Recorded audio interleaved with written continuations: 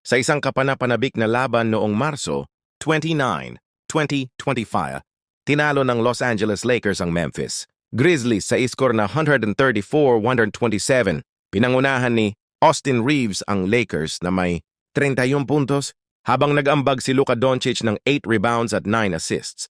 Unang kwarto. Nagsimula ang laro ng patas kung saan parehong koponan ay nagpapalitan ng puntos. Nagtapos ang kwarto na may bahagyang kalamangan ang Lakers, 39-28. Ikalawang kwarto. Sa ikalawang kwarto, pinalawak ng Lakers ang kanilang kalamangan sa pamamagitan ng sunod-sunod na tres mula kay Gabe Vincent at matibay na depensa. Pagsapit ng halftime, lumamang sila ng 11 puntos, 72-61. Ikatlong kwarto. Hindi sumuko ang Grizzlies at nagsimula ng comeback sa pangunguna ni Jay Morant at Jaren Jackson Jr. Naitabla nila ang laro at sandaling lumamang, ngunit muling bumawi ang Lakers sa huling bahagi ng kwarto. Hawak ang 102-99. Nakalamangan papasok ng ikaapat na kwarto. Ikaapat na kwarto.